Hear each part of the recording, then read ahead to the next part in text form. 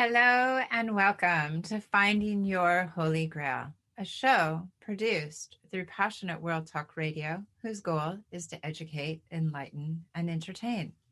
We would like to thank station manager Jeannie White and CEO Lillian Caldwell. I am your host, Dr. Mandy Simon. Today, we are discussing reflective time, and I'm in the studio with my co-creator, Dr. Gordon MacMillan.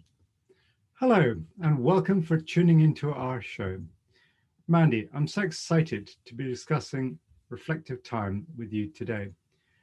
Reflective time is such an important practice if you want to live fearlessly in this post-pandemic world, which is why we've devoted this episode to discussing the technique. Both Mandy and I know reflective time is a core skill, which is to be exercised by those in pursuit of finding your holy grail. Taking the time to reflect is all about creating opportunity for greater self-awareness. So many of us focus on getting ahead that we don't necessarily pause to consider what's going on inside us. And for our listeners at home, we decided to cover this subject today because I hear from so many of my patients, especially my clients, and I witness with my friends and family that individuals are struggling to find alone or me time. And this is really since the lockdowns of the pandemic have begun. I hear you when you say that life is complicated living within four walls when the rest of the household is home. And if you live alone, well, trust me when I say I understand some of what you're going through in terms of balancing this change. The main thing to understand here is that environment, it's essential. And this is true for each and every one of us. Yeah, you're quite right there. It's so important to each and every one of us. And whether you recognize it or not, we are constantly striving to have control over our daily environments so we can feel safe. When we have time for ourselves, we actually are able to enjoy creating time for others, and we have more energy in which to handle uncertainty. Yeah, and since the pandemic, there are so many changes to how we work and how we live, and it has become challenging for us. In fact, all of us have great uncertainty in our hearts, and this is actually what makes environment so important. It can be really hard if you're an introvert in a household full of extroverts. They will be wondering why you need alone time and why you cannot always be available to them. In fact, they won't even realize that for the past 23 years, when you were both working out of the house, that you always took alone time. They'll just be wondering now why you feel the need to lock the door when the kids need help with homeschooling or things of this nature. And if you're an extrovert, you may be feeling really disconnected or craving time out and about in society with others because, well, extroverts receive energy from others, while introverts, we replenish our energy through our alone time. Today's discussion is really helping not to raise only your own awareness but that of your friends and family about the importance of reflective time. Regardless of the change in circumstance due to the pandemic, we all need reflective time. And it provides a space for bringing our attention to what's happening in our life in a mindful and open-minded way. It is one of the best things that we can do to create a positive mindset while discovering a greater connection to ourselves. And at the simplest point, reflection, we can talk about it as careful thought. But the kind of reflection that's valuable for us to grow is much more nuanced than this. And the most useful reflection involves conscious consideration, which to some degree is an analysis of our beliefs and actions for the purposes of learning. But when I say learning, it's actually about who we are at this moment versus who we want to be. And there are many different ways in which listeners at home might choose to use reflective time to enhance their self-awareness. And these include journaling, walking, running, meditating.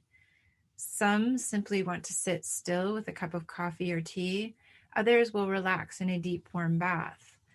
The key is to create a tranquil, calm space in daily routines, which is devoted to nobody other than yourself. And in short, whatever your interests are, there's bound to be an activity out there that helps you accomplish this reflective time. Well, Mandy, as you know, in my case, it's got to be walking in nature, especially in hills, woodlands, and places where I can really relax and unwind. So, look, I totally get how reflective time is simply another way of describing quiet me time.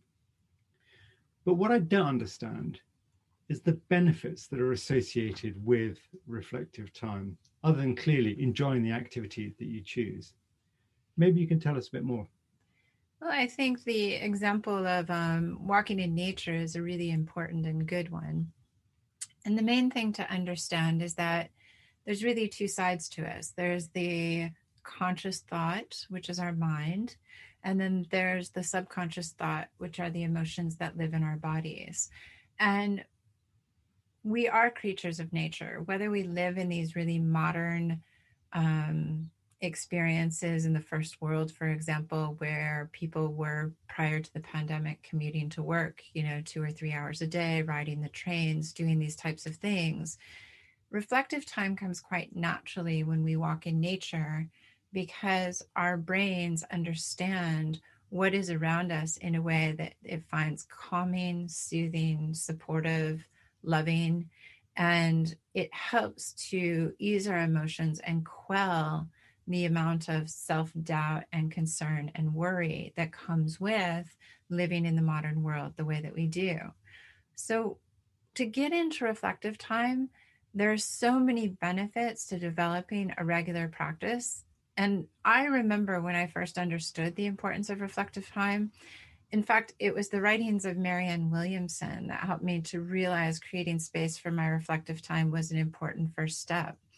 And this included her literally saying that if all the space that you have in your house is a 2x2 area in the bedroom that you share with your children or your husband or your children and your husband, as long as you create this territory, this space as your space, and you explain to your mind and your body when you sit in it that this is the time for you to be able to decompress, it will accomplish similar things to nature. And it doesn't matter essentially what you do in that space, but creating that space is quite important. And when I say it doesn't matter what you do in that space, I don't mean actively watching television or listening to a radio show or anything like that, but to literally give the brain opportunity to pause amidst the chaos. This is where you can untangle and sort through observations and experiences. You can consider the possible interpretations of your day to create meaning from your life. And meaning comes from learning, which can then inform our future mindsets and our actions. And so in some circles, they call this, quote, meaning making, end quote, which is crucial to our ongoing growth and development. But in summary, really, self-reflection is one of the best ways that we can shift our mindsets. It increases our positivity in life, and we can discover greater connection to ourselves, but this is because we're giving to ourselves in this process. Yeah, I'm totally with you there, Mandy, because this is where I've found reflective time to be such a powerful tool. And it's really helped me to understand more about the way in which I respond to situations, not being completely oblivious to my own faults, and finding ways that I can deal with situations positively instead of letting them kind of overwhelm me and consume me.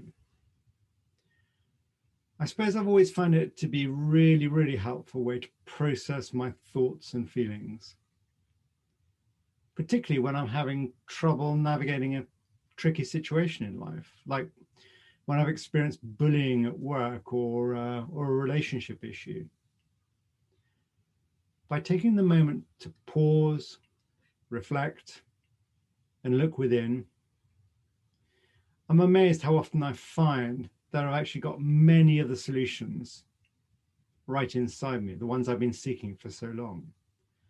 And for all these reasons, I'd certainly recommend the practice to our listeners.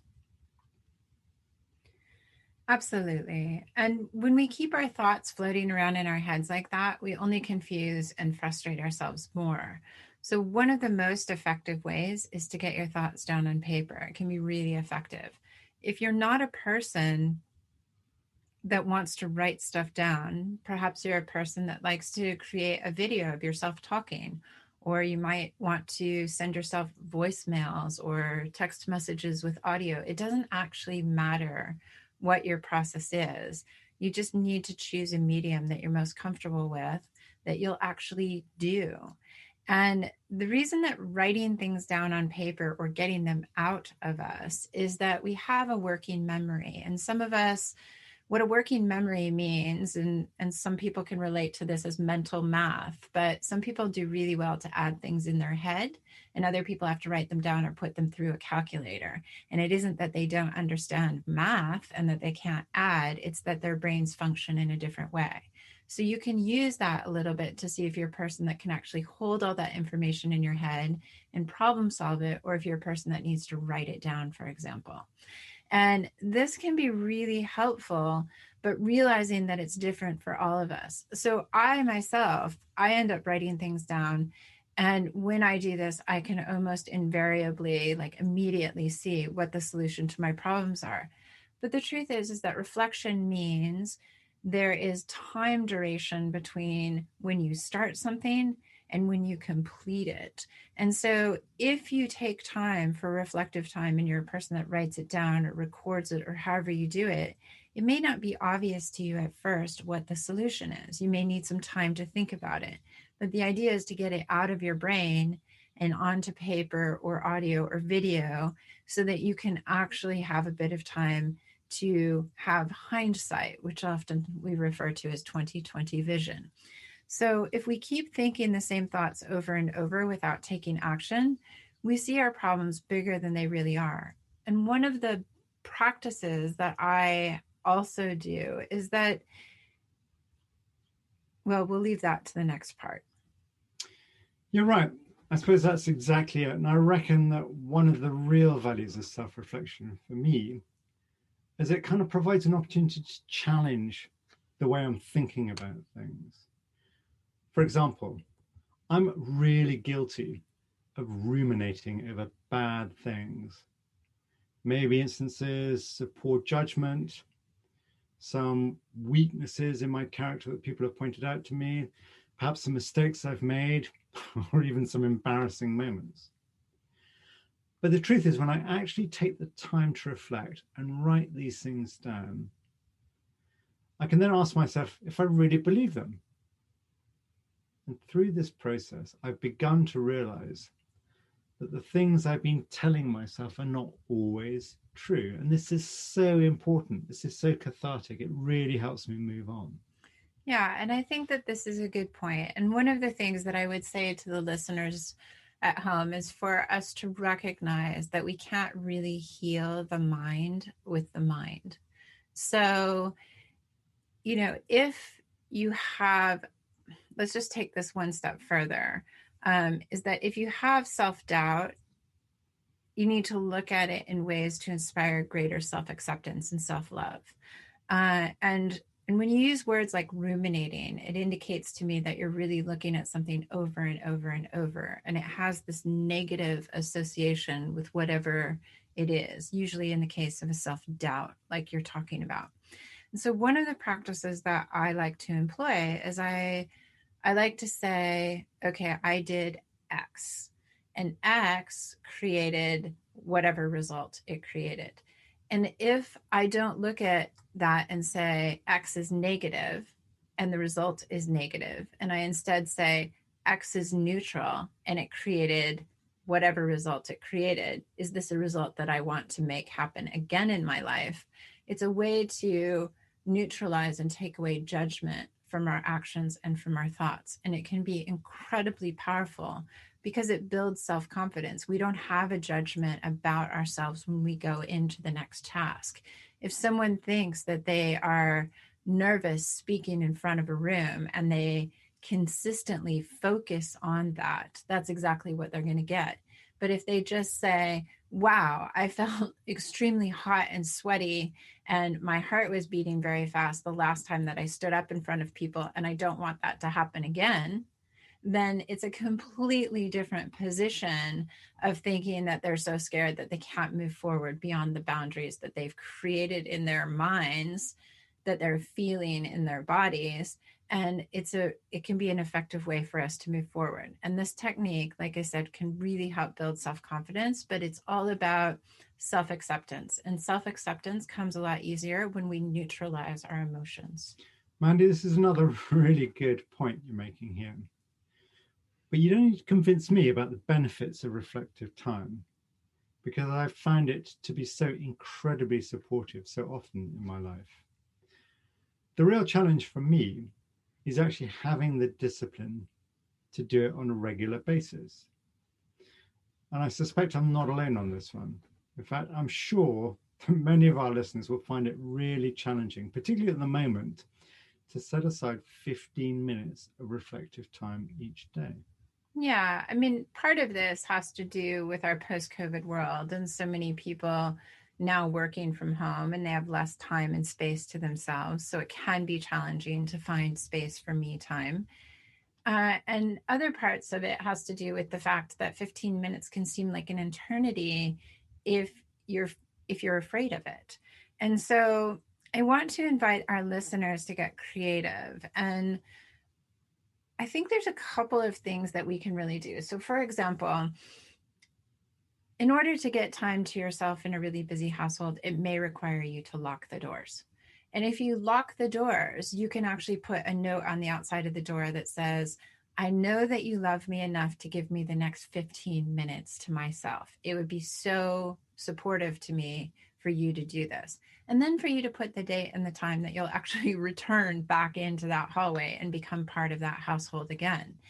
I have a friend and a colleague who in April, she usually goes on a week-long yoga retreat. And by May, she hadn't gone on a week-long yoga retreat and she was going completely crazy. She has university level aged children and she has a husband that works professionally that would work hybrid from the office.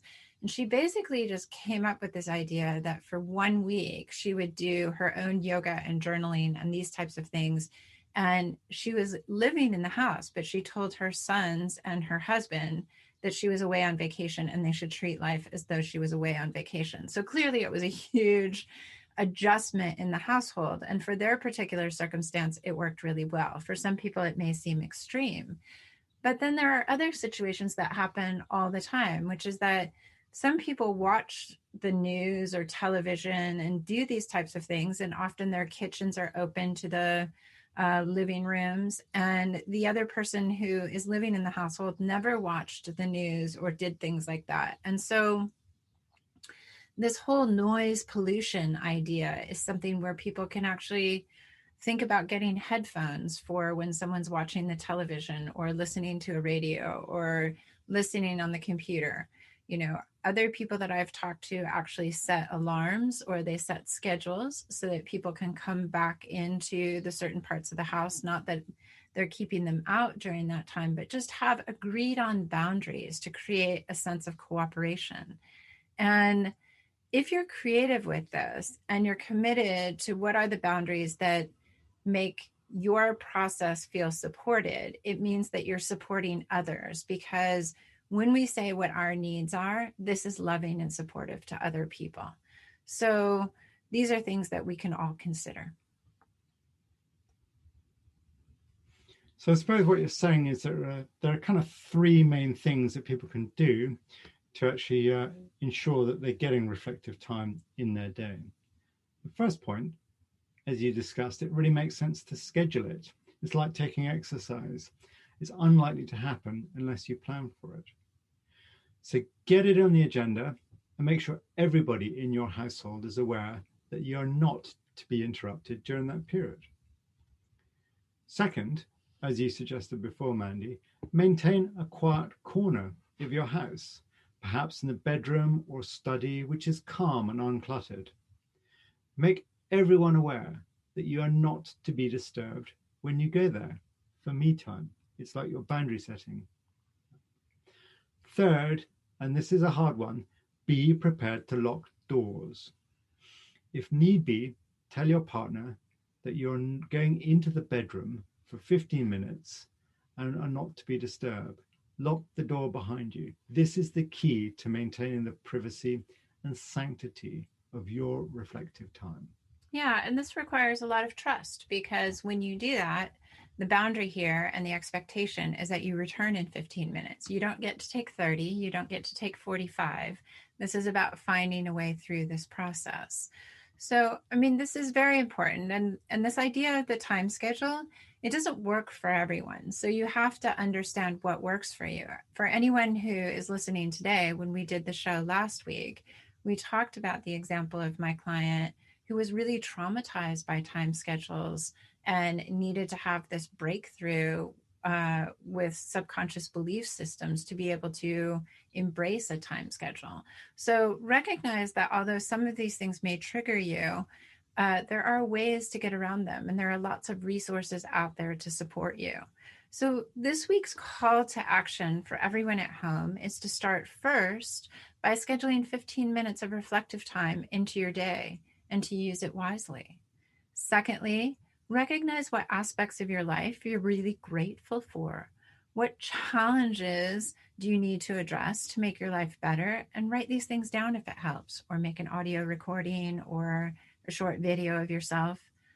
Thirdly, step back from the situations of any big issues which currently dominate your life and just give them some time to sink in, reflect on them. What energy is driving these agendas?